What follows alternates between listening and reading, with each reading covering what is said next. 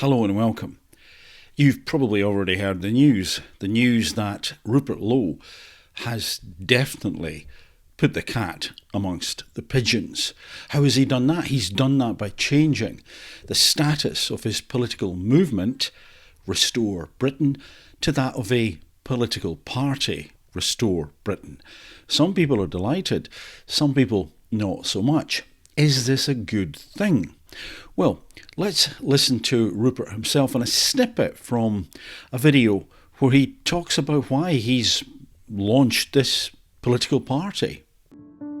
I have chosen to speak to you today from the farm because places like this represent what proper Britain is about. Hard work, responsibility, effort, duty, stewardship. Now, I think it's interesting that he talks about stewardship. I believe, my opinion, I can't say for certain, but I think where Rupert Lowe is coming from, agree or disagree with the policies that he's talking about that he would implement, I think he's genuinely coming from the position of, well, it's probably best described by that old tale, or saying, I should say, which is along the lines of, you know that you have a civilized society when old men plant trees under the shade of which they will not live to sit. In other words, I think he's doing this for the future. I think this is not about him. I don't think it's about ego as such. Doesn't mean he doesn't have an ego, of course. What it means is he really believes in what he's saying. And I think that, in of itself, is refreshing.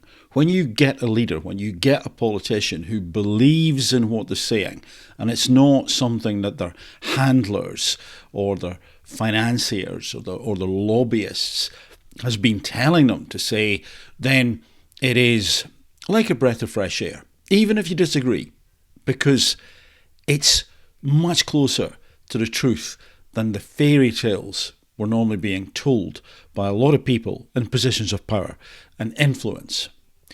Let's then listen to Ben Habib a couple of days ago. Is he annoyed? Is this going to be a rival to him? Well, it looks like quite the reverse. I'm utterly delighted that Rupert Lowe has decided to convert Restore Britain to a political party. It is a new political force that can deliver change at the ballot box that this country so desperately needs. And that is why I set up Advance UK last year. Indeed, when I set it up with Rupert Lowe contemplated as leader. So I am over the moon that he has come round to sharing my view that a new political force, one that can deliver change at the ballot box, is what is required. Rupert's decision to convert Restore Britain to a political party is part of the coming together, part of that necessary evolution on the so-called right-hand side of politics, bringing the United Kingdom back onto its feet. And with that in mind, I'm going to be calling a meeting of the College of Advance UK, the body of people who are charged with the guidance of our party, the heart, soul, conscience, intellectual ballast, if you like, of Advance UK. I'm going to be calling a meeting of that body of people in the next few weeks to determine the terms on which Advance will merge with Restore Britain. It is refreshing to see the leader of a political party, an existing party, be happy that another party has been created and there's another leader, and in fact want to work with that other leader. Yes, I know they have history of talking about that, but how much do we see of such potential, genuine mergers, or at least coalitions? What about then reform? The elephant in the room.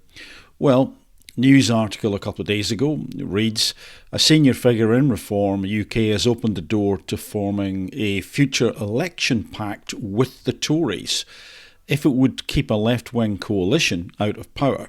Zia Yusuf on Sunday admitted his party would do the patriotic thing if faced with the prospect of a government comprising Labour, the Greens and the Liberal Democrats.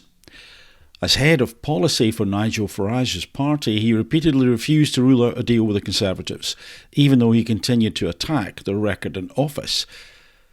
But his comments will raise hopes that the two right-wing parties, currently bitter rivals, will find a way to work together if the next general election looks likely to end in a hung parliament. And to me, at least, that was opening the door for Rupert Lowe and Ben Habib.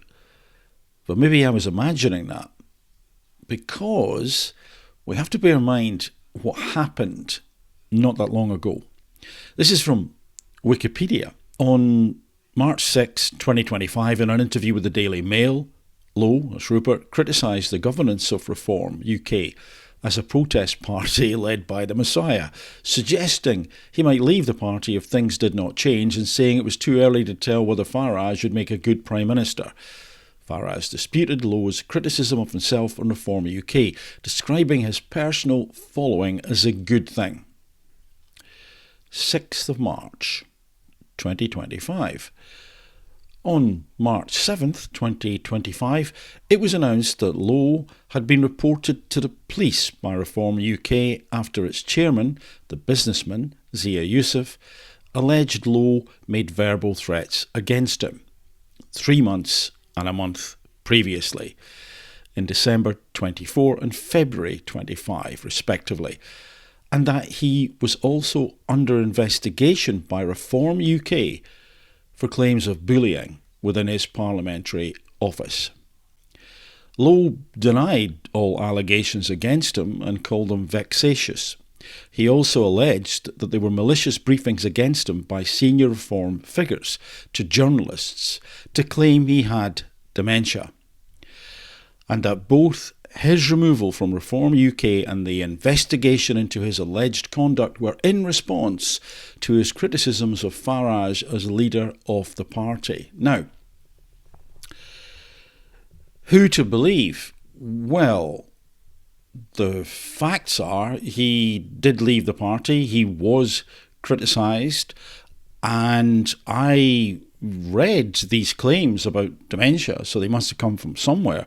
And also, you may recall that the police raided Rupert Lowe's home because he had guns, or a gun, which he had a licence for. So something stirred something up. And that level of chicanery is worrying, to say the least.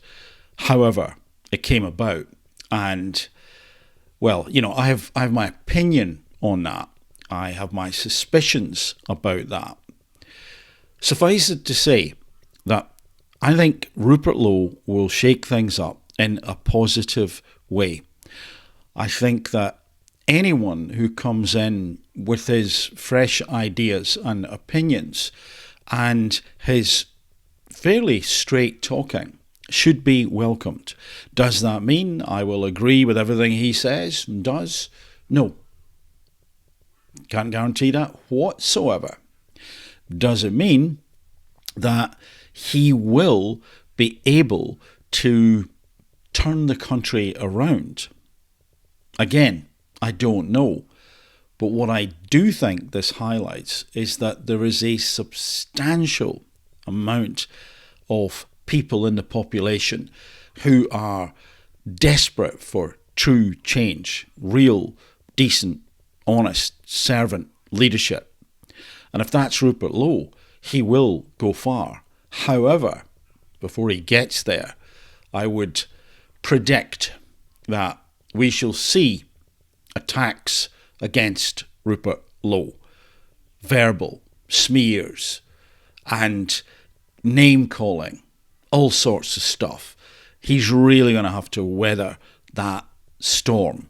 I'm sure he's used to it, but I suspect that they will throw everything they can against him. Who are they? Well, who knows? Well, let's listen to a little snippet from Rupert Lowe talking about the state. But in answer to your question, do I think the British state has become the enemy of the electorate? I do. I think they have. And I think when I look at, and I'm on, as you know, on the Public Accounts Committee, which is uncovering all sorts of incompetence and waste and lack of respect for taxpayers' money. As I said yesterday to one of the Treasury officials, it's very easy to spend other people's money. It's easier to spend other people's money than it is to spend your own money. And literally, Peter, that's happening everywhere. So I think we've got, obviously now, it's not just Labour, but Labour, as you know, have an incompetent front bench. Most of them are members of the Fabian Society. You probably saw, Sadiq Khan was addressing the Fabian Society. And that is ideologically driven. That is basically against everything that you and I would stand for. That is pro-statism and anti the individual, which they want a dependency culture. They don't want a thriving, independent, self-reliant state. And who does that state include? Who might they be? Sometimes the people who appear to be on our side are not. They are, of course, wolves in sheep's clothing. What do you think?